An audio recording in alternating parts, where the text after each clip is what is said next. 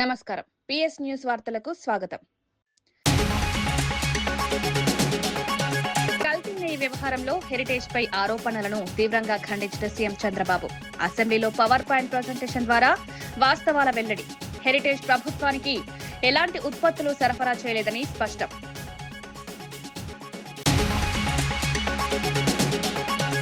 కేటీఆర్ వ్యాఖ్యలకు చామల కిరణ్ ఘాటు కౌంటర్. చట్టాలపై పాఠాలు అవసరం లేదన్న ఎంపీ, ఫోన్ ట్యాపింగ్ వివాదం గుర్తు చేసిన చామల ప్రజలను తప్పుదారి పట్టించొద్దని హెచ్చరిక.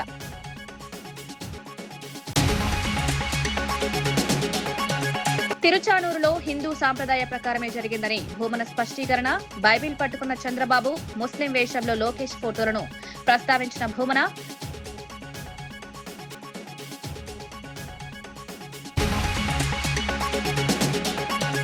ఇందిరమ్మ ఇళ్లలో అవినీతికి తావులేదన్న ఉత్తమ్, అర్హులకే ఇల్లు కేటాయిస్తామన్న హామీ. పారదర్శకంగా ఎంపిక ప్రక్రియ కొనసాగింపు. అక్రమాలపై కఠిన చర్యలు తీసుకుంటామని హెచ్చరిక.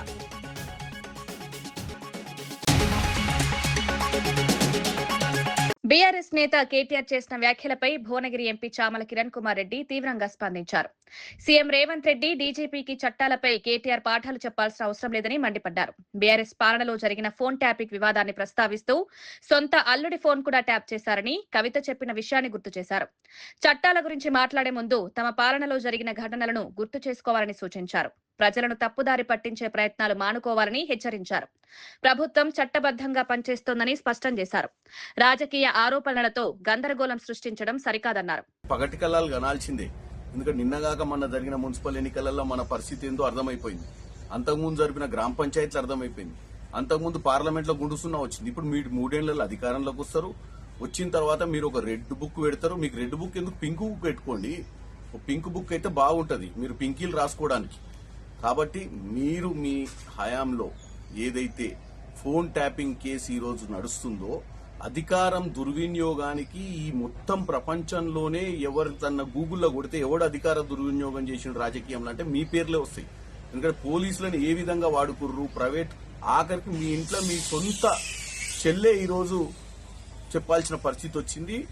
కేసీఆర్ గారు సొంత అల్లుని ఫోన్ ని ట్యాపింగ్ చేయించినారు. కాబట్టి పోలీసులను మిస్యూజ్ చేసిన దాంట్లో మిమ్మల్ని మించినోళ్లే లేరు. కాబట్టి మీరు రెడ్ బుక్ పెట్టుకున్నా, పింక్ బుక్ పెట్టుకున్నా, ఇంకా జీవితంలో మళ్ళీ అధికారంలోకి వస్తామన్న దరిద్ర ఆలోచన మీకు వచ్చినా వర్కౌట్ కాదు. ఎందుకంటే మీ దరిద్ర పాలనను చూసి ప్రజలు మిమ్మల్ని పర్మనెంట్ గా ఇంటికి పంపించారు.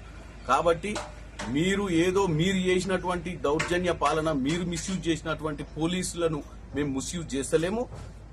ఏదైతే రాజ్యాంగ పట్ల మాకు మర్యాద ఉందో చట్టం తన పని తాను చేసుకుంటుంది తప్ప మీ లెక్క చట్టాన్ని చుట్టం చేసుకోలేదు కేటీఆర్ గారు. అర్థం చేసుకోండి.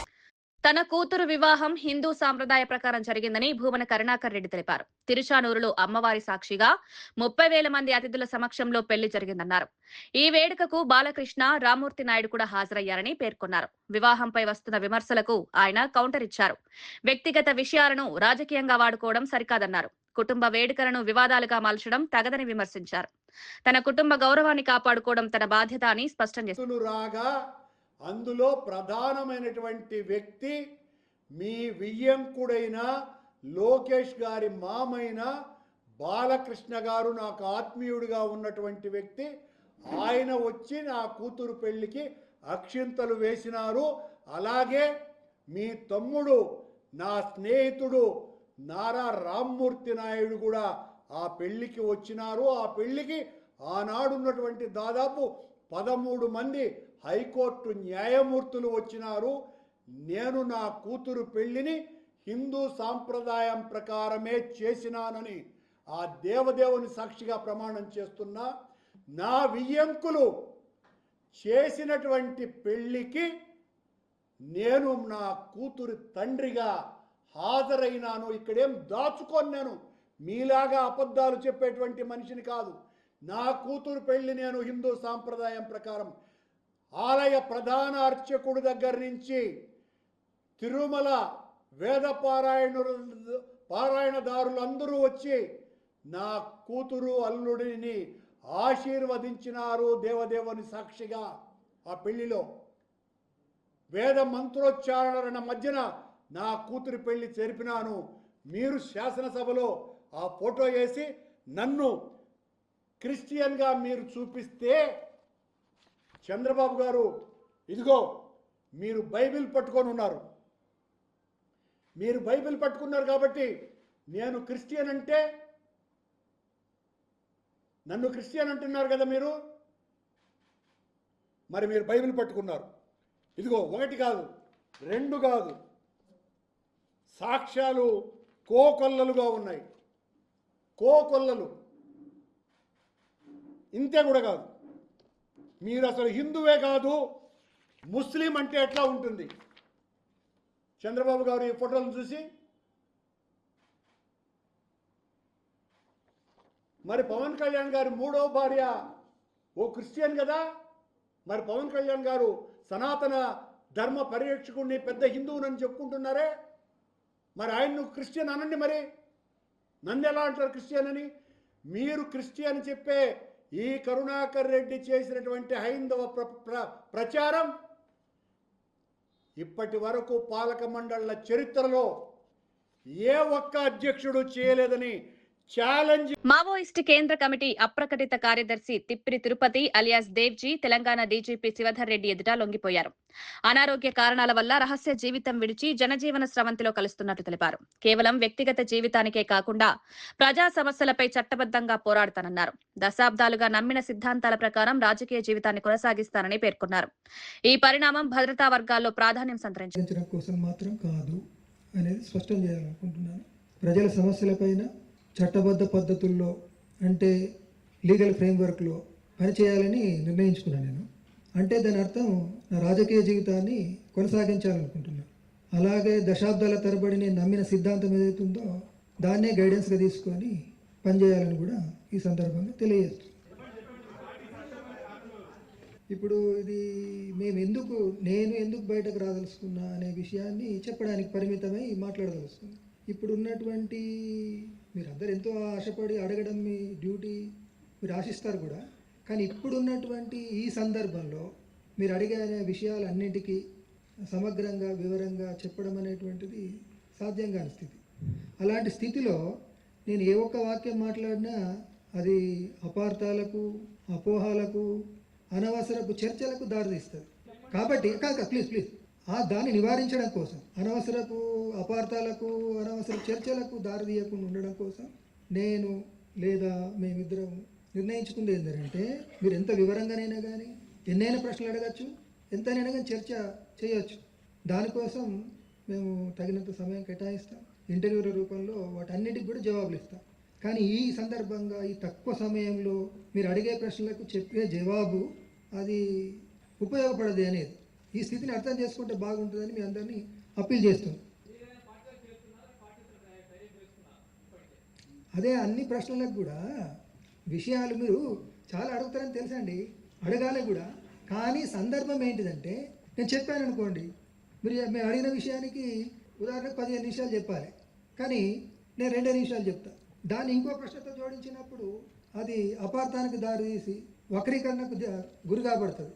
కాబట్టి అలాంటి స్థితిని అవాయిడ్ చేయడము ఈనాడు ఉన్నటువంటి పరిస్థితి రీత్యా రేపు నా రాజకీయ జీవితాన్ని కొనసాగించడం కోసం నేను నా రాజకీయ జీవితాన్ని కొనసాగించాలనుకుంటున్నాను. మీ ప్రశ్నలకు జవాబిచ్చే క్రమంలో నా రాజకీయ జీవితానికి సమస్యగా రాకూడదని ఫీల్ అవుతున్నా. వేరే ఉద్దేశం ఏం కాదు. ఇది మిమ్మల్ని అగౌరవపరచడానికో, మీ ప్రశ్నలు లెక్క పెట్టకుండా వివరించడం కోసమో చేస్తున్నటువంటిగా తీసుకోవద్దని కోరుతున్నాను, అప్పీల్ చేస్తున్నాను. రాష్ట్ర వ్యాప్తంగా ఉన్న 1332 మంది జైలు సిబ్బందికి జీతం ప్యాకేజ్ మేళ ద్వారా ప్రత్యేక బ్యాంకింగ్ సదుపాయాలు విస్తరించినట్లు జైళ్ల శాఖ డీజీ సౌమ్య మిశ్రా తెలిపారు. సిబ్బందికి సులభ రుణాలు, బీమా, ఇతర ఆర్థిక సేవలు అందుబాటులోకి తెచ్చినట్లు వెల్లడించారు. బ్యాంకింగ్ సేవలను సిబ్బందికి దగ్గర చేయడమే లక్ష్యమన్నారు. జైలు సిబ్బంది సంక్షేమానికి ప్రభుత్వం కట్టుబడి ఉందని పేర్కొన్నారు. ఆర్థిక భద్రతతో సిబ్బంది మెరుగైన సేవలు అందిస్తారని ఆశాభావం వ్యక్తం చేశారు.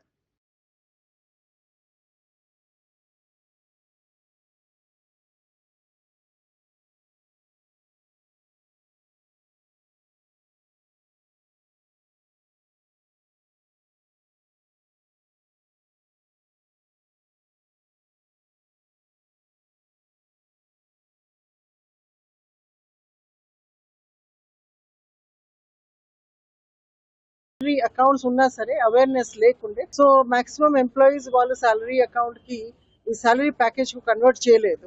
సో ఇది అవేర్నెస్ వచ్చిన తర్వాత ఎవ్రీ బ్యాంకు ఒక లైజన్ ఆఫీసర్ పెట్టి బ్యాంక్ వాళ్ళకు కూడా పిలిపించి వాళ్ళు కూడా కోఆపరేట్ చేశారు. సో దాంట్లో మాకు సాలరీ ప్యాకేజ్ ఇప్పుడు 1332 ఎంప్లాయీస్ కి ప్రెజెంట్ డిపార్ట్మెంట్ లో సాలరీ ప్యాకేజ్ ఇవ్వడం జరిగింది. సో దీంట్లో వాళ్ళకి insurance facilities, health facilities, loan and మిగతా life style privileges plus locker లో కన్సెషన్స్, ఇవి apart from that many other facilities కూడా వస్తుంది. వ్యాప్తంగా సంచలనం సృష్టించిన 547 కోట్ల సైబర్ క్రైమ్ కేసులో ప్రధాన నిందితుడు ఉడతనేని వికాస్ చౌదరిపై ఖమ్మం జిల్లా సత్తుపల్లి పోలీస్ స్టేషన్లో మరో కేసు నమోదైంది. భారీ స్థాయిలో ఆన్లైన్ మోసాలకు పాల్పడినట్లు ఆరోపణలున్నాయి. ఇప్పటికే పలుచోట్ల కేసులు నమోదు కాగా సత్తుపల్లిలో కూడా బాధితుల ఫిర్యాదు మేరకు కొత్త కేసు నమోదై చేశారు. మోసపోయిన వారికి న్యాయం చేయాలని పోలీసులు హామీ ఇచ్చారు. సైబర్ నేరాలపై ప్రజలు అప్రమత్తంగా ఉండాలని సూచించారు.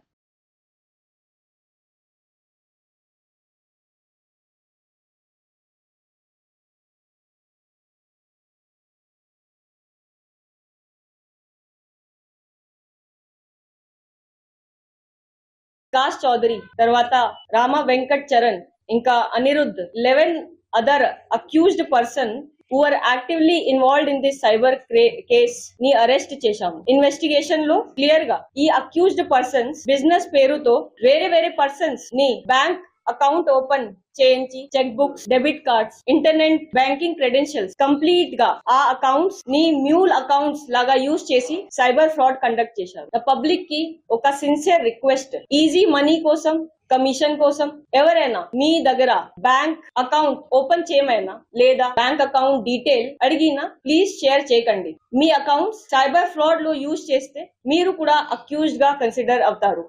నగదు రహిత చికిత్స కోసం డిజిటల్ కార్డులు ఇస్తామన్న ప్రభుత్వం నిర్ణయంపై రాష్ట్ర ప్రభుత్వ ఉద్యోగులు, గెజిటెడ్ అధికారులు, కార్మికులు, పెన్షనర్లు హర్షం వ్యక్తం చేశారు. ఈ నిర్ణయం వల్ల ఆసుపత్రుల్లో చికిత్స పొందే సమయంలో ఆర్థిక భారం తగ్గుతుందన్నారు. ఉద్యోగుల ఆరోగ్య భద్రతకు ప్రభుత్వం తీసుకున్న ఈ నిర్ణయం సానుకూలమని సంఘాల ప్రతినిధులు పేర్కొన్నారు. పథకం అమలులో స్పష్టమైన మార్గదర్శకాలు జారీ చేయాలని కోరారు. కుటుంబ సభ్యులకు కూడా వర్తింపజేయడం ఉపశమనం కలిగించిందన్నారు. త్వరితగతిన కార్డులు పంపిణీ చేయాలని విజ్ఞప్తి చేశారు.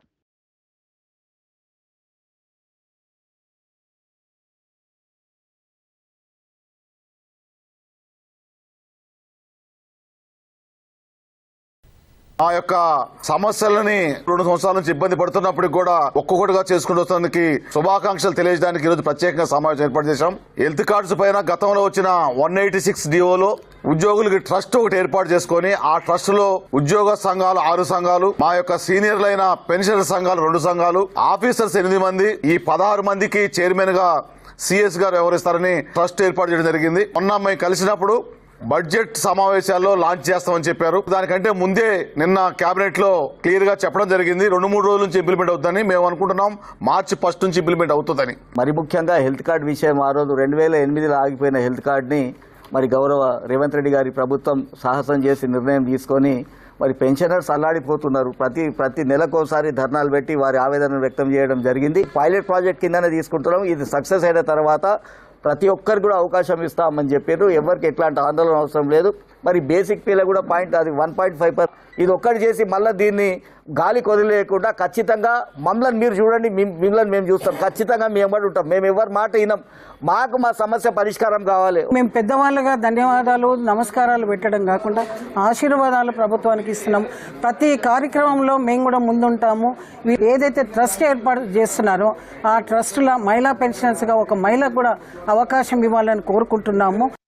ఇందిరమ్మ ఇళ్ల పంపిణీలో ఎలాంటి అవినీతి జరిగే అవకాశం లేదని నీటిపారుదల శాఖ మంత్రి ఉత్తమ్ కుమార్ రెడ్డి స్పష్టం చేశారు. అర్హులైన లబ్ధిదారులకే ఇల్లు కేటాయిస్తామన్నారు. రాజకీయ ఆరోపణలు నిరాధారమని కొట్టిపారేశారు.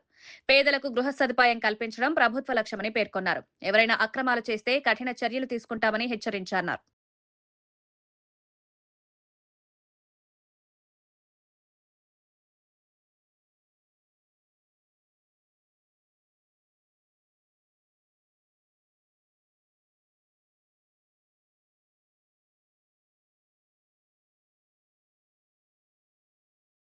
మొదటి వారంలో గౌరవ ముఖ్యమంత్రి గారిని ఈ యొక్క హౌసింగ్ కాలనీ ఇనాగ్రేషన్ చేయడానికి ఆహ్వానించబోతున్నాము.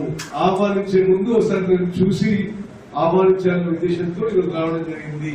అన్ని పనులని సమీక్ష చేయడం జరిగింది.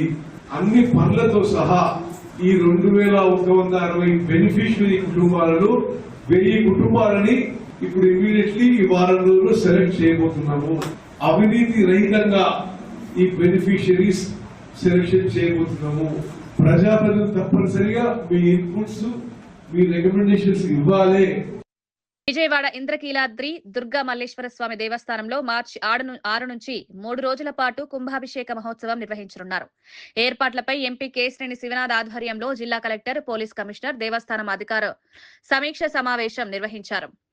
భక్తులకు ఎలాంటి ఇబ్బందులు లేకుండా చర్యలు చేపట్టాలన్నారు. భక్తుల కోసం ప్రత్యేక క్యూ లైన్లు ఏర్పాటు చేశామన్నారు. మహోత్సవం విజయవంతం చేయాలని అధికారులు సంకల్పించారు. ప్రతి 12 సంవత్సరాలకి వస్తుంది కాబట్టి ఎంతో మంది భక్తులు, లక్షలాది మంది భక్తులు దర్శించుకోవడానికి వస్తారు. గత 12 సంవత్సరాల క్రితం పెద్దలు కంచికామ కోటి పీఠాధిపతి జయేంద్ర సరస్వతి గారి చేతుల మీదుగా జరిగిన ఈ ఉత్సవం మళ్లీ ఆయన వారసులైన విజయేంద్ర సరస్వతి గారి చేతుల మీదుగా 6వ తారీఖు ఉదయం 8 గంటలకి హోమం ద్వారా ప్రారంభం కాబోతుంది. లాస్ట్ టైం జరిగిన మన దసరా టైంలో చూసుకుంటే మనకు ఒక్క రోజుకి 2 లక్షల మందిని హ్యాండిల్ చేయగలిగాము. ప్రతి సంవత్సరము పెరుగుతూ ఉంది కాబట్టి ఈసారి రోజుకి 3 లక్షల మందిని కూడా హ్యాండిల్ చేయడానికి జిల్లా యంత్రాంగం సంసిద్ధంగా ఉంది. దీంట్లో ఏమాత్రం డౌట్ పడాల్సిన అవసరం లేదు. దీనికి ప్రభుత్వం నుంచి కూడా ఎప్పటికప్పుడు మనకు కావాల్సిన అన్ని సహకారాలు అందజేస్తున్నారు కాబట్టి ఎప్పటికప్పుడు మన దిశానిర్దేశాలు వస్తున్నాయి కాబట్టి ఈసారి కూడా కుంభాభిషేకాన్ని ఎక్కడ ఇబ్బంది జరుగుతాము. మీరు ట్రెండ్స్ చూస్తే సంవత్సరం కూడా అమ్మవారి దర్శనానికి వచ్చే భక్తుల సంఖ్య భారీగా పెరుగుతూ ఉంది.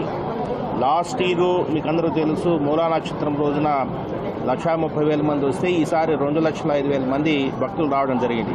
సో ఈ మహాకుంభాభిషేకానికి కూడా ఈ భక్తులు ఎలా వస్తారనేది అంచనా వేయాల్సిన అవసరం ఉంది. సో దానికి మనము లాస్ట్ శరన్నవరాత్రి ఉత్సవాల సందర్భంగా ఎటువంటి చర్యలు తీసుకున్నామో అవన్నీ ఒకసారి సమీక్షించుకొని తద్వారా మనము ముందుకెళ్లాల్సిన అవసరం ఉంది. ఢిల్లీలో జరిగిన ఏఐ సదస్సు వద్ద కాంగ్రెస్ నాయకుల ప్రవర్తనకు నిరసనగా బీజేపీ మహిళా మోర్చా ఆధ్వర్యంలో విజయవాడలో ర్యాలీ నిర్వహించారు. నాయకులు కాంగ్రెస్ పై తీవ్ర విమర్శలు గుప్పించారు. మహిళా గౌరవాన్ని కించపరిచే చర్యలను ఖండించారు. ప్రజాస్వామ్యంలో బాధ్యతాయుత ప్రవర్తన అవసరమన్నారు. సంఘటనపై పూర్తి వివరాలు బయటపెట్టాలని డిమాండ్ చేశారు. ర్యాలీలో పెద్ద సంఖ్యలో మహిళలు పాల్గొన్నారు.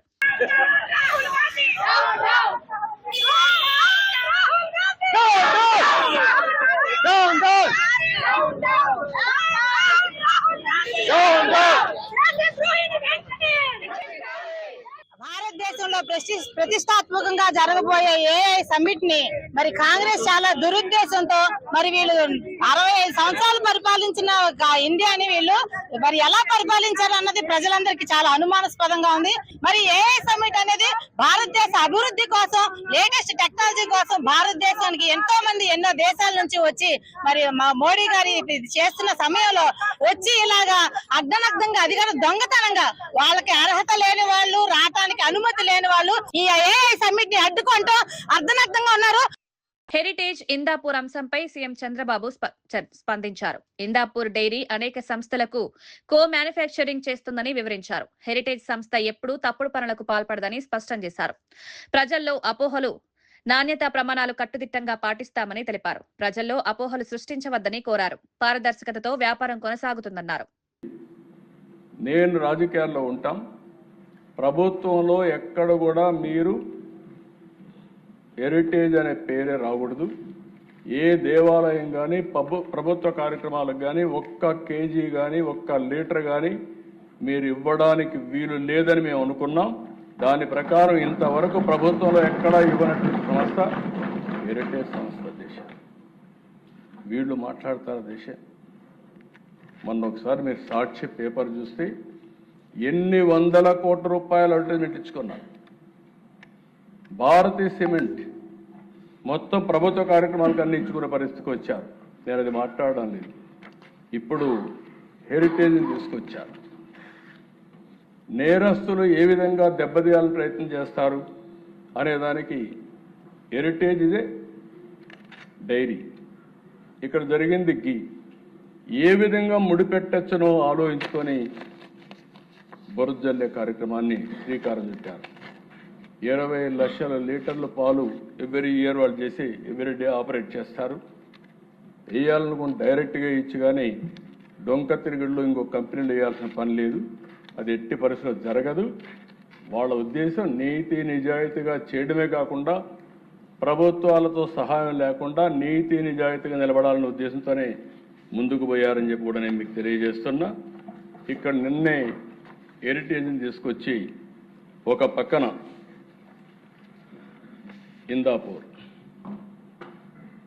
ఇందాపూర్ డైరీలో హెరిటేజీ గీని ఇండైరెక్ట్గా వాళ్ళు ఇక్కడ ఇస్తున్నారు. ఇందాపూర్ డైరీకి హెరిటేజ్కి గీలో సంబంధం లేదు. ఈ కంపెనీ అధ్యక్ష పూణే దగ్గర ఉంటారు. వాళ్ళు అవుట్ సోర్సింగ్, కో ప్యాకింగ్, కో మ్యానుఫ్యాక్చరింగ్ చేస్తారు. కో మ్యానుఫ్యాక్చరింగ్ ఒకరికే కాదు, మదర్ డైరీకి చేస్తున్నారు, బిటానియాకి చేస్తున్నారు, హిందుస్థాన్ యూనిలివర్కి చేస్తున్నారు, ఆయుర్వేద గీ తయారు చేస్తున్నారు, పతాంజలికి ఇస్తున్నారు, లాక్టలిస్ చేస్తున్నారు, డీమార్ట్, రిలయన్స్, టాటా స్టార్, డొమినస్, దొడ్లా, హ్యాట్సన్, జీబీఆర్, జిఆర్బి, తర్వాత ఫైనల్గా వచ్చే కొందికి అమూల్, హెరిటేజ్కి ఇస్తున్నారు. అది హెరిటేజ్ కూడా చీజ్, యూహెచ్టీ, ఎస్ఎంపి చేయించుకుంటున్నారు వాళ్ళ దగ్గర. అది కూడా కో మ్యానుఫ్యాక్చరింగ్. అలాంటిది అన్ని దిక్కల్లో వీళ్ళు చేసుకుంటారు అధ్యక్ష. దానికి తీసుకొచ్చి 4 రోజులు కడాన 5 మంది, 5 మంది ఎవరికయ్యారు. రాజమండ్రిలో కల్తీ పాలు దాగా 5 మంది చనిపోతే అది కూడా చర్చించకుండా హౌస్ను స్టాల్ చేస్తే బాధ్యత కలిగిన ప్రభుత్వంగా ఈ హౌస్లో, కౌన్సిల్లో ఆ స్టేట్మెంట్ ఇచ్చింది ఎన్డీఏ ప్రభుత్వం. రెండో అధ్యక్ష, ఇంకొక పక్కన మీరు చూస్తే బోలే బాబా మిల్క్ ఫుడ్ ఇండస్ట్రీ, ఒకటి ఆర్గానిక్, ఒకటి మిల్క్ ఫుడ్ ఇండస్ట్రీ. వీళ్ళు కావాలని చెప్పి రెండు కన్ఫ్యూజ్ చేసి బోలే బాబా మిల్క్ ఫుడ్లో వీళ్ళు పౌడర్ తీసుకుంటే దాన్ని కావాలని చెప్పి మాట్లాడితే వాళ్ళు we have never supplied ghee to TTD or any other temple in India అని కండెమ్ చేసి హెరిటేజ్తో ఉండే రిలేషన్ కూడా చాలా స్పష్టంగా చెప్తే అప్పటికి కూడా ఆపకపోతే దశ ఓసారి కంపెనీలు ఎట్లుంటాయంటే ఢిల్లీ హైకోర్టుకు పోతే ఢిల్లీ హైకోర్టు మొత్తం రికార్డు చూసి ఇమ్మీడియట్గా డైరెక్షన్ ఇచ్చారు.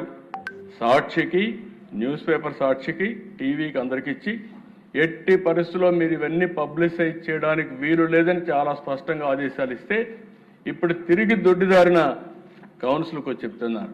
నేను ఒకటే చెప్తున్నా, హెరిటేజ్ ఎప్పుడు కూడా అలాంటి తప్పుడు పనులు చెయ్యం, చాలా స్పష్టంగా చెప్తున్నా. అందులో కూడా దేవుని సమస్య దగ్గర చీటింగ్ చేసే పరిస్థితి, తప్పులు చేసే పరిస్థితి ఉండదని చెప్పి కూడా నేను మీకు తెలియజేస్తున్నా. మీరు చేసిన తప్పుని తప్పించుకోవడానికి నాటకాలు ఆపండి, పవిత్రతను కాపాడండి, దేవాలయాల జోలికి రావద్దండి, హిందూ మనోభావాల్ని దెబ్బతీయద్దండి. మీరు డిఫరెంట్ ఆలోచనలు ఉండొచ్చు కానీ ఆ ఆలోచనలన్నీ ఇక్కడ జరగవు. ఆ విషయం మీరు గుర్తుపెట్టుకోవాల్సిందిగా మరొకసారి కోరుతున్నా.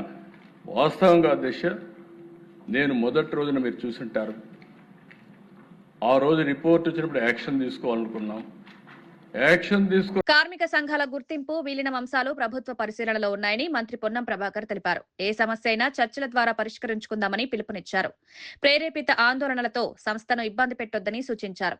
ఉద్యోగుల ప్రయోజనాలను దృష్టిలో ఉంచుకుని నిర్ణయాలు తీసుకుంటామని హామీ ఇచ్చారు. పరస్పర చర్యలతో ముందుకు సాగాలని కోరారు. ప్రభుత్వానికి సహకరించాలని సంఘాలకు విజ్ఞప్తి చేశారు. ఏ ప్రాంతమైనా నేను డీజీపీ గారితో కూడా మాట్లాడినా ఆ అంశం మీద కఠినంగా స్పందించి చర్యలు తీసుకోమని చెప్పి కోరుతూ, కుటుంబానికి అండగా ఈ రాష్ట్ర ప్రభుత్వం ఉంటుంది. ముఖ్యమంత్రి గారు కూడా నిన్న చెప్పినారు, ఎక్కడ కూడా ఇబ్బంది పడేటువంటి పరిస్థితి రాకుండా మీకు అన్ని రకాలుగా న్యాయం చేసేటువంటి విధంగా ప్రభుత్వ చర్యలు ఉంటాయని మనం చేస్తాం. ఆర్టీసీ కార్మికులు, నా కుటుంబ సభ్యులు ఈ ప్రభుత్వ భాగస్వామ్యులు. ఆర్టీసీ విలీనము, కార్మిక సంఘాలకు సంబంధించిన గుర్తింపు అనే అంశాలు ప్రభుత్వంలో పరిశీలనలో ఉన్నాయి. మిగతా అన్ని అంశాలను ఆర్టీసీ ఆర్థిక పరిస్థితి దృష్ట్యా ఒకటి నెరవేర్చుకుంటూ వస్తా ఉన్నాం. నేను ఆర్టీసీ కుటుంబ సభ్యులందరికీ విజ్ఞప్తి చేస్తా ఉన్నా, నేను మీ మంత్రిగా, మీ కుటుంబ సభ్యుడిగా, మీ తెలంగాణ ఉద్యమ భాగస్వామిగా ఏ సమస్యలైనా చర్చించి పరిష్కరించుకునే దిశలో మనం మాట్లాడుకుందాం. దయచేసి ఇటువంటి ఆందోళనలు, కొంత ప్రేరేపితమైనటువంటి ప్రొటెస్టులు జరగకుండా సంస్థను కాపాడుకుంటూ ప్రయాణికులకు సౌకర్యం కలిగిస్తూ సంస్థ పురోగతికి, కార్మికుల సంక్షేమానికి కృషి చేద్దాం. నేను మీతో కలిసిన్నా. నేను కూడా ఒక విద్యార్థి నాయకుడిగా, కార్మికుల సమస్యల పట్ల అవగాహన కలిగిన వ్యక్తిగా మీకు మరొకసారి విశ్వాసాన్ని ఇస్తా ఉన్నా. నా డోర్స్ ఎల్లవేళలా మీ కుటుంబ పెద్దగా నేను నా యొక్క బాధ్యత నిర్వహిస్తాననే మాట మా ప్రభుత్వం గౌరవ ముఖ్యమంత్రి గారు కూడా స్పష్టంగా మీకు ఈ మాట చెప్పమన్నారు. నేను ఈ సందర్భంగా తప్పకుండా తెలంగాణ ప్రజాపాలన ప్రభుత్వం. వార్తలు ముగించే ముందు ముఖ్యాంశాలు మరోసారి. కల్తీ నెయ్యి వ్యవహారంలో హెరిటేజ్ పై ఆరోపణలను తీవ్రంగా ఖండించిన సీఎం చంద్రబాబు. అసెంబ్లీలో పవర్ పాయింట్ ప్రజెంటేషన్ ద్వారా వాస్తవాల వెల్లడి. హెరిటేజ్ ప్రభుత్వానికి ఎలాంటి ఉత్పత్తులు సరఫరా చేయలేదని స్పష్టం.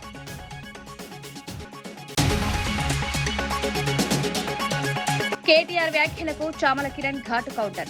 చట్టాలపై పాఠాలు అవసరం లేదన్న ఎంపీ. ఫోన్ ట్యాపింగ్ వివాదం గుర్తు చేసిన చామల, ప్రజలను తప్పుదారి పట్టించొద్దని హెచ్చరిక.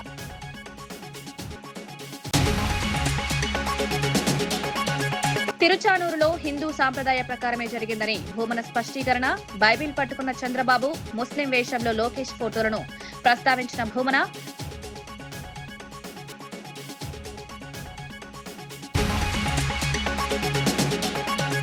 ఇందిరమ్మ ఇళ్లలో అవినీతికి తావులేదన్న ఉత్తమ్. అర్హులకే ఇల్లు కేటాయిస్తామన్న హామీ. పారదర్శకంగా ఎంపిక ప్రక్రియ కొనసాగింపు. అక్రమాలపై కఠిన చర్యలు తీసుకుంటామని హెచ్చరిక.